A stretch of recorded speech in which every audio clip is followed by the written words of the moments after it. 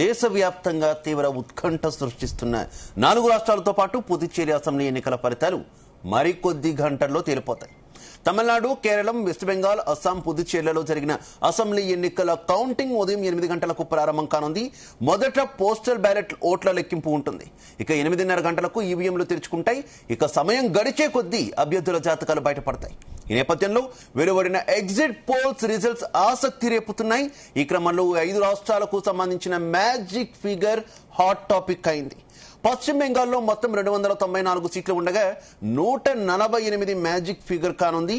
అటు తమిళనాడులో 234 సీట్లు ఉన్నాయి, అక్కడ 118 మ్యాజిక్ ఫిగర్.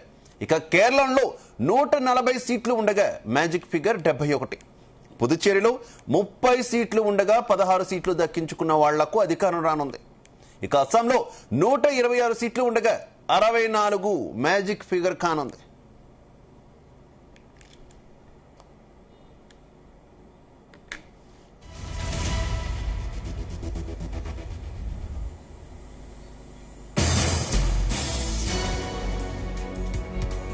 రైట్, 5 రాష్ట్రాల ఎన్నికల ఫలితాలకు సంబంధించినటువంటి మరింత ఇన్ఫర్మేషన్ మా చీఫ్ న్యూస్ కోఆర్డినేటర్ రాధాకృష్ణ అందిస్తారు. Radhakrishna, very good morning. ఈ రోజు ఓట్ల లెక్కింపు ఉంది.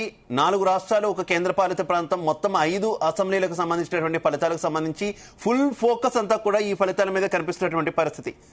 ఏం చెప్తారు? Good morning Shiva.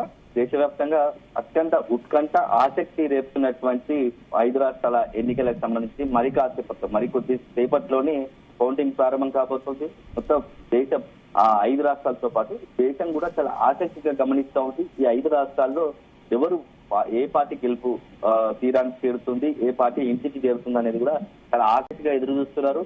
సో ఎప్పుడైతే ఎగ్జిట్ పోల్స్ వచ్చాయో ఇంకా ఎగ్జైట్మెంట్ పెరిగిందని చెప్పాల్సి ఉంటుంది. సో మరికొద్ది సేపట్లోనే ఇప్పుడు 7 గంటల 5 నిమిషాలు కాబోతోంది. మరొక 55 నిమిషాల్లోనే కౌంటింగ్ ప్రారంభం కాబోతోంది. 8 గంటలకు ఈ కౌంటింగ్, ఈ 5 అసెంబ్లీ సంబంధించినటువంటి కౌంటింగ్, 5 రాష్ట్రాలకు సంబంధించిన అసెంబ్లీ కౌంటింగ్ ప్రారంభం కాబోతోంది. సో మొత్తంగా ఎందుకంటే గత కొద్ది రోజులుగా మనం ఎదురు చూస్తా ఉన్నాము. మొత్తం ఈ దేశవ్యాప్తంగా కూడా ఈ ఎన్నికల ఫలితాల పైన అనేక రకాల చర్చలు జరుగుతూ ఉన్నాయి. ఎవరికి కావాల్సినంత వాళ్ళుగా అనుకూలంగా చర్చలు జరిగిస్తున్నారు. సో ఈ నేపథ్యంలో కానీ ఒకటి మాత్రం, ఈ ఎన్నికలు చాలా హోరాహోరాగా జరిగాయి. సో ముఖ్యంగా ఈ మొత్తం ఈ 5 రాష్ట్రాల్లో కన్నా అత్యంత చాలా అందరూ కూడా ఆసక్తిగా ఎదురు చూస్తున్న ఫలితం ఏదైనా ఉందంటే అది వెస్ట్ బెంగాల్. ఎవరు అవునన్నా కాదన్నా వెస్ట్ బెంగాల్లో మమతా బెనర్జీ వర్సెస్ దీదీ వర్సెస్ మోదీ అన్నట్టుగా సాగింది. సో ఇద్దరి మధ్య పోరు హోరాహోరీ. మరి దీదీది పైచే అవుతుందా లేకపోతే మోదీది అప్పర్ హ్యాండ్ అవుతుందా అనేది కూడా మనం వేచి చూడాల్సి ఉంటుంది. ఎందుకంటే ఒక రకంగా గతంలో ఎప్పుడు లేనట్టుగా కూడా పెద్ద ఎత్తున అంటే ఓటింగ్ శాతం 93 ఓటింగ్ శాతం నమోదు కావడం కూడా ఈ ఎగ్జిట్ పోల్స్ ఫలితాలు కూడా ఎవరికి అంచనాలకు అందని విధంగా కూడా ఫలితాలు రాబోతున్నాయా? ఎందుకంటే కొంత బీజేపీ వైపు ఎటు చూపిస్తున్నాయి, మరికొన్ని టీఎంసీ వైపు ఎటు చూపించిన అల్టిమేట్ గా అసలు ప్రజలు అన్ఎక్స్పెక్టెడ్ గా అనూహ్యమైనటువంటి ఫలితాలు ఒక రకంగా ఇవ్వబోతున్నారా అనేది కూడా మనం చూడాల్సి వస్తుంది. సో మొత్తంగా ప్రస్తుతానికి మనం అబ్జర్వ్ చేస్తే జస్ట్ ఒక సింబాల్ గా ఏంటంటే అసలు ఆ రాష్ట్రాలకు సంబంధించి ఎన్ని నియోజకవర్గాలు ఉన్నాయి, ఎన్ని అసెంబ్లీ నియోజకవర్గాలు ఉన్నాయి, అల్టిమేట్ గా మ్యాజిక్ ఫిగర్ ఎంత, ప్రభుత్వం ఏ పార్టీ అయినా అధికారం రావాలంటే మ్యాజిక్ ఫిగర్ ఎంత అనేది మనం ఒకసారి గమనించాల్సి ఉంటుంది. సో మొత్తంగా ఫస్ట్ చూస్తే పశ్చిమ బెంగాల్లో ఓవరాల్ గా 294 నియోజకవర్గాలు ఉన్నాయి. సో ప్రభుత్వం ఏర్పాటు చేయాలంటే మ్యాజిక్ ఫిగర్ కావాల్సింది 148. సో అక్కడ వెస్ట్ బెంగాల్లో ఎవరికైతే 148 సీట్లు వస్తాయో, ఆ మార్క్ అందుకుంటుందో వాళ్ళు ప్రభుత్వం సునాయాసంగా ఏర్పాటు చేయొచ్చు. మరి ఆ ప్రభుత్వాన్ని ఏర్పాటు చేసేది బీజేపీయా లేదంటే టీఎంసీయా అనేది కూడా మనం వేచి చూడాల్సి ఉంటుంది. ఎందుకంటే హోరాహోరీగా ఎన్నికలు సాగాయి కాబట్టి సుమారుగా 7.5 కోట్ల మంది ఓటర్లు ఉండగా అందులో 93% దాదాపుగా ఆల్మోస్ట్ 7 కోట్లకు పైగానే ఇప్పుడు మొత్తంగా కూడా 7.2 అట్లా ఓటింగ్ లో పాల్గొన్నారు. మరి ప్రజలంతా ఏ పార్టీ వైపు మొగ్గు చూపారు, ఏ పార్టీకి అధికారానికి ఇవ్వడానికి సిద్ధపడ్డారు అనేది కూడా మరి కాసేపట్లోనే తేలిపోనుంది. ఇక నెక్స్ట్ మరొకటి అత్యంత ఆసక్తికర అంశం, అత్యంత ఆసక్తికర రాష్ట్రం తమిళనాడు. దక్షిణాదిలోనే అత్యంత ఇంట్రెస్టింగ్ పాలిటిక్స్ రాజకీయాల్లో తమిళనాడు మిగతా రాష్ట్రాలతో పోలిస్తే తమిళనాడు కొంత భిన్నమైన రాజకీయాలు ఉంటాయి. సో తమిళనాడులో కూడా ఇప్పటి వరకు ఓవరాల్ గా మనం చూస్తే చాలా పెద్ద ఎత్తున 88.5 కూడా పోలింగ్ శాతం నమోదైంది. ఇక్కడ కూడా భారీగా ఓటింగ్ పోలింగ్ శాతం నమోదైంది.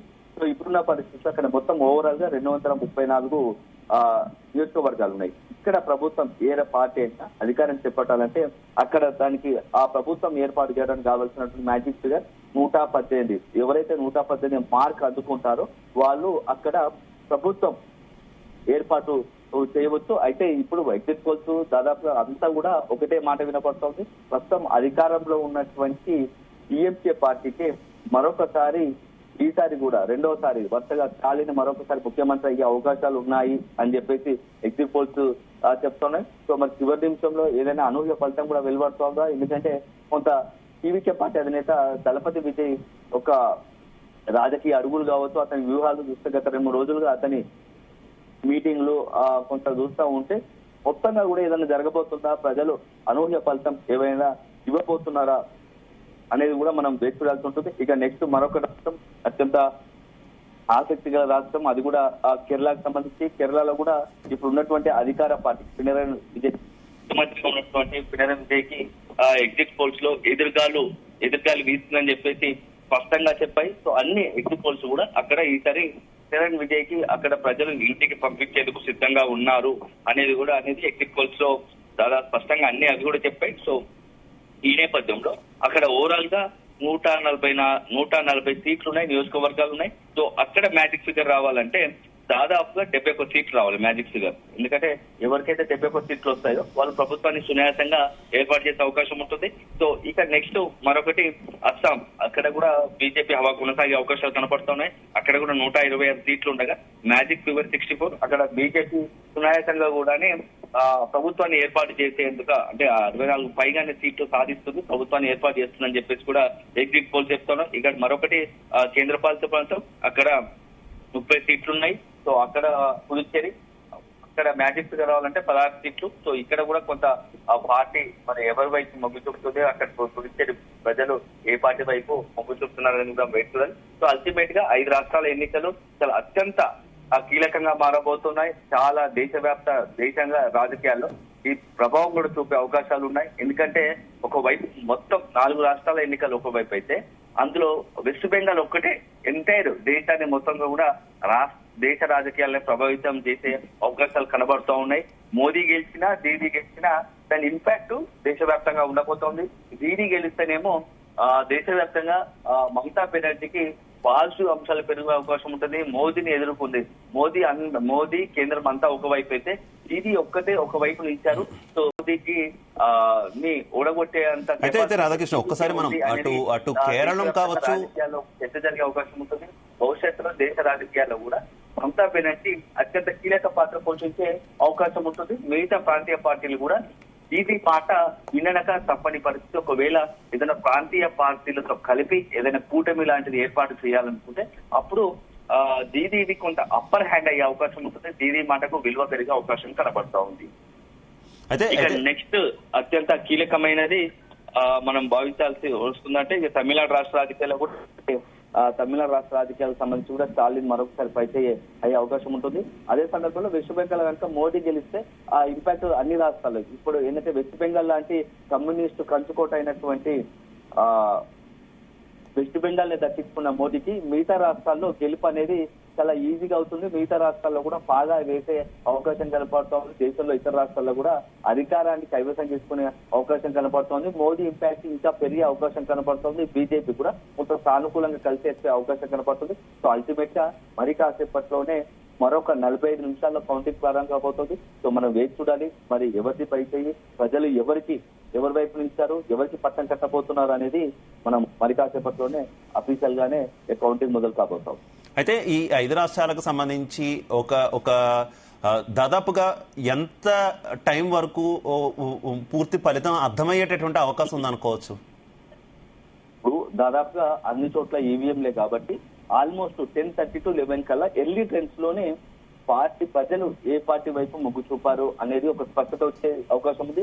ఆయా రాష్ట్రాల్లో ప్రజలు ఏ పార్టీ వైపు మొగ్గు చూపారు, లేదంటే 2 పార్టీలకు సమాన హోరాహోరీ కొనసాగుతుందా, లేకుంటే మొత్తం వన్ సైడ్ ఇచ్చారా అనేది 10:30 to 11 మధ్యలో దాదాపుగా మనం అంచనా వేయడానికి అవకాశం ఉంటుంది. ఎక్కడైనా సరే హోరాహోరీ అయితే తప్ప దాదాపుగా అన్ని రాష్ట్రాల్లో 10:30 to 11 మధ్య ఎర్లీ ట్రెండ్స్ లోనే మనం కొంత వాటిని పసిగట్టే అవకాశం ఉంది, అంచనా వేసే అవకాశం కనబడతా ఉంది. సో అల్టిమేట్ గా 10:30 to 11 అనేది ద బెస్ట్ అంటే ట్రెండ్స్ మనం బట్టి ఆయా రాష్ట్రాల్లో ఫలితాల్లో ప్రజలు ఏ పార్టీ వైపు మొగ్గు చూపారు, ఎక్కడ అవకాశం ఏ పార్టీకి సానుకూలంగా ఉందనేది మాత్రం కొంత మనం అంచనా వేయడానికి అవకాశం ఉంటుంది. అలాగే ఈ ఫలితాలు, ఈ 5 రాష్ట్రాల ఫలితాలు రాహుల్ గాంధీ, కాంగ్రెస్ పార్టీలో రాహుల్ గాంధీ నాయకత్వానికి సంబంధించి కొంత ప్రతిష్ట కూడా నెలకొనుందని చెప్పుకోవచ్చా? దాదాపుగా ఒకవేళ ఎక్కడా గనక కాంగ్రెస్ గెలవకపోతే మరోసారి ఆయన నాయకత్వ బాధ్యతల మీద క్వశ్చన్స్ రైజ్ అయ్యే అవకాశాలు ఎంతవరకు ఉన్నాయనుకోవాలి. అలాగే ఇండియా కూటమి విషయంలో కూడా కాంగ్రెస్ పార్టీ పాత్ర భవితవ్యం తేలుందనుకోవచ్చా? అంటే ఇప్పుడున్న పరిస్థితుల్లో రీజనల్ పార్టీకి సంబంధించి ఆయా రాష్ట్రాల్లో అప్పర్ హ్యాండ్ ఉంది. అందులో కాంగ్రెస్ పార్టీ కూడా ఈ ఎన్నికల ఫలితాలతో కొంత పాజిటివ్, మరీ నెగిటివ్ అని చెప్పడానికి ఉండదు. కానీ ఎందుకంటే కేరళలో ఒక పాజిటివ్ అంశం, సానుకూల అంశం ఉంది. అక్కడ ఆ కాంగ్రెస్ ఆధ్వర్యంలోనే కూటమే అక్కడ అధికారంలోకి వచ్చే అవకాశం కనబడతా ఉంది. ఇక తమిళనాడులో కూడా డిఎంకేతో కలిసి జతకట్టారు కాబట్టి అక్కడ కూడా మన ఎగ్జిట్ పోల్ చూస్తుంటే అక్కడ కూడా సానుకూలంగా ఉంది. కాబట్టి ఈ కాంగ్రెస్ పార్టీకి సంబంధించి పెద్ద చర్చ జరిగే అవకాశం లేదు.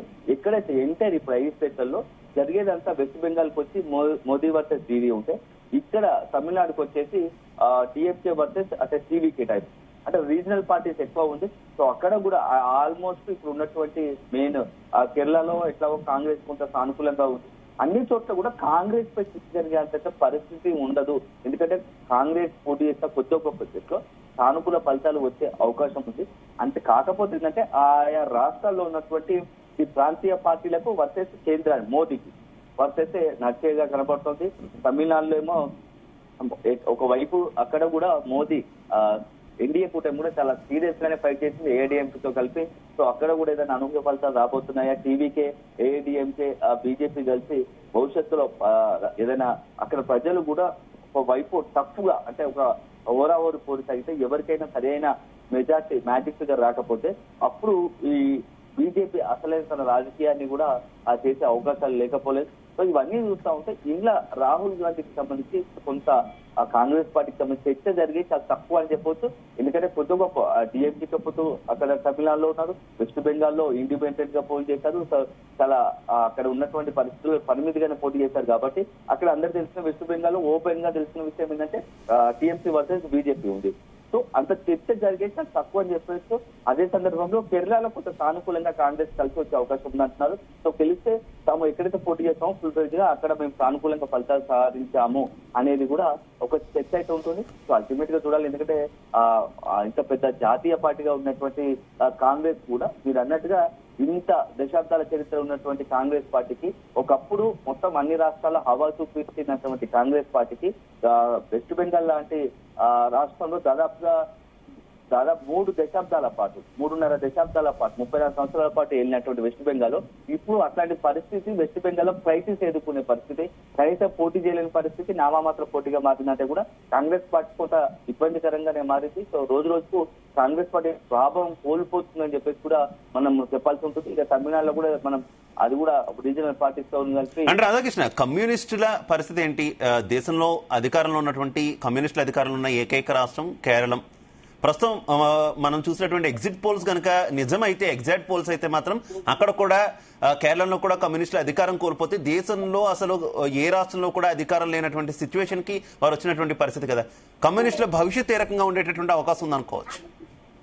శివ, మీరు అన్నట్టుగా దేశవ్యాప్తంగా కమ్యూనిస్ట్ పార్టీలకు సంబంధించి రోజు రోజుకు అంటే ప్రజల ఆలోచన విధానం, ఎందుకంటే ఇప్పుడు వస్తున్నటువంటి గతంలో ఉన్నటువంటి దశాబ్దాల క్రితం ఉన్నటువంటి ప్రజల ఆలోచన విధానానికి ఇప్పుడు ఉన్నటువంటి ప్రస్తుతం, ఎందుకంటే ఇదంతా జెన్జీ, ఇప్పుడు ఉన్నటువంటి ఆలోచన విధానం మారింది. యువత కావచ్చు, కొత్తగా అనేక మంది ఓటర్లు రంగంలో దిగుతున్నారు, వాళ్ళ ఆలోచన విధానం మారింది. సో ఒకప్పుడు పోరాటం, ప్రజల తరఫున పోరాటం చేయడానికి కమ్యూనిస్ట్ పార్టీ సిద్ధపడుతూ ఉన్నాయి. ఎక్కడైనా సరే దేశంలో ఒక ఉద్యమాన్ని అంటే ప్రజా ఉద్యమాన్ని నిర్మించడానికి కమ్యూనిస్ట్ పార్టీలు అత్యంత కీలకంగా వ్యవహరించాయి. అట్లాంటిది అట్లే సందర్భంలో ప్రజలు కూడా ఆయా చోట్లలో ఎక్కడైతే బడుగు బలగిన వర్గాలు కావచ్చు, ఇతర ప్రజల ఏదైతే ప్రభుత్వానికి సంబంధించినటువంటి ప్రజా వ్యతిరేక నిర్ణయాలు తీసుకుంటున్న ప్రభుత్వాలకు పోరాడిన దాంట్లో అత్యంత కీలకంగా ఆ పేదల పక్షాన కమ్యూనిస్ట్ పార్టీలు నిలబడ్డాయి. సో అక్కడ వాళ్ళకు ఆదరణ పెరిగింది. సో చాలా రాష్ట్రాలు కూడా, ఎందుకంటే ఇప్పుడు కేరళ లాంటి కొంత హై ఎడ్యుకేషన్ ఎక్కువ చదువుకున్నటువంటి ఆ ప్రాంతాల్లో కావచ్చు, తక్కువ అంటే ఎడ్యుకేషన్ లేని రాష్ట్రాలు కూడా కమ్యూనిస్ట్ పార్టీల హవా కొనసాగింది. కానీ రోజు రోజు క్రమక్రమంగా ఆ కమ్యూనిస్ట్ పార్టీలన్నీ కూడా బలహీనపడుతూ వచ్చాయి. ఎందుకంటే మనం బెస్ట్ ఎగ్జాంపుల్ చెప్పాలంటే వెస్ట్ బెంగాల్లో చూస్తాము, ఒకప్పుడు కంచుకోటలాగా ఉండేది, తర్వాత కొద్దిగా ప్రాభవాన్ని కోల్పోతూ ఉనికి ఇప్పుడు నామా మాత్రం పరిస్థితికి వచ్చింది. అసలు పోటీ చేయాలా లేదా అనే కాడికి వచ్చింది. ప్రజల కూడా ఆలోచన విధానం మారింది. సో అది కేవలం వెస్ట్ బెంగాల్ కాదు, ఇప్పుడు కేరళలో కూడా జరుగుతూ ఉంది. అంటే కొత్త యువత అంతా కూడా ఆలోచన మారింది. ఒకప్పుడు ఏంటంటే పోరాటము ప్రజల పక్షం పోరాడుతున్నట్టుగా ఈ కమ్యూనిస్టులు ఉండేవాళ్ళు. ఇప్పుడు వాళ్ళ ఆలోచన విధానం, అందులో కొత్త రిక్రూట్మెంట్, అంటే కమ్యూనిస్ట్ పార్టీ చేరేవారు కూడా, ఎందుకంటే రోజు గతంలో ఉన్నటువంటి నాయకత్వం అంతా నడుస్తూ ఉంది. సో అప్పటి నాయకత్వ ఆలోచనకు ఇప్పుడు ప్రస్తుతం ఉన్నటువంటి యువత జడ్జి ఆలోచనలకు భిన్నంగా ఉన్నాయి. ఇది కేవలం ఇక్కడే కాదు, దేశవ్యాప్తంగా కూడా చాలా చోట్ల ప్రపంచవ్యాప్తంగా కొంత ఆలోచన విధానం మారుతా ఉంది ఎక్కడికక్కడ. అంటే ఈ కమ్యూనిస్టు సిద్ధాంతానికి సంబంధించి ఇంకా కొంత ఎక్కడైతే ప్రజల పక్షాన పోరాడి నిరుపేదల పక్షాన పోరాడినటువంటి కమ్యూనిస్ట్ పార్టీలకు ఇప్పుడు రాజకీయంగా కొంత ఇబ్బందికర పరిస్థితి మారింది. ఆయా రాష్ట్రాల్లో తమ ఉనికిని కోల్పోయే పరిస్థితి వస్తుంది. అంటే ప్రజల యొక్క ఏదైతే ప్రజాస్వామ్యంలో ఎన్నికల బరువులు ఉన్నప్పుడు ఎన్నికల నుంచి ప్రజల మద్దతు కోరే విషయంలో పూర్తిగా వెనుకబడిపోయారు అనేది కమ్యూనిస్ట్ పార్టీకి సంబంధించిన పార్టీలు రుజువు చేస్తూ వస్తున్నాయి. వెస్ట్ బెంగాల్లో జరిగింది, కేరళ ఉంది. భవిష్యత్తులో మనం చాలా ఇంకా పరిణామాలు కూడా మనం చూస్తే, ఒకప్పుడు తెలంగాణ, ఆంధ్రప్రదేశ్ కొన్ని జిల్లాల్లో, ఖమ్మం, నల్గొండ లాంటి జిల్లాలో కావచ్చు, విజయవాడ లాంటి ఎక్కడైతే కమ్యూనిస్ట్ పార్టీకి విజయవాడ లాంటి కంచుకోటగా ఉండేది, అట్లాంటి పార్టీగా ప్రజల పక్షాన ఓట్లు సీట్లు సాధించడంలో కమ్యూనిస్ట్ పార్టీలు వెనుకబడిపోయి, అదే సందర్భంలో ప్రజల తరఫున ఆందోళన నిర్వహించడంలో ఏదైనా ప్రభుత్వం తీసుకున్న ప్రజా వ్యతిరేక నిర్ణయాలపైన ధర్నాలు, ఆందోళన నిరసన చేయడంలో మాత్రం కొంత ముందు వరుసలో ఉండి ప్రజల తరఫున పోరాటంలో ఉన్నప్పటికీ అది వేరే ఎన్నికల రూపంలో వచ్చేసరికి మాత్రం కొంత వెనుకబడిపోతుంది రోజు రోజుకు అని చెప్పేసి మనం భావించాల్సి. సో అల్టిమేట్ గా ప్రజలు అంతిమంగా నిర్ణేతలు ఎవరికి అవకాశం బట్టి వాళ్ళ ప్రజలకు సంబంధించినటువంటి ఆ పార్టీలు ఇచ్చే హామీలు కావచ్చు, లేకపోతే ప్రభుత్వాలు తీసుకునే నిర్ణయాలు కావచ్చు, దానికి అనుగుణంగానే ఆ ప్రజలు తీర్పిస్తారు. సో మనం వేచి చూడాలి, కేరళలో ఏం జరగబోతోంది, వెస్ట్ బెంగాల్ ఏం జరగబోతోంది, ఏ పార్టీకి ప్రజలు మద్దతు ఇస్తున్నారు అనేది మరి కాసేపట్లో తెలియ అవకాశం కనబడుతుంది. Right, okay, thank you Radhakrishna.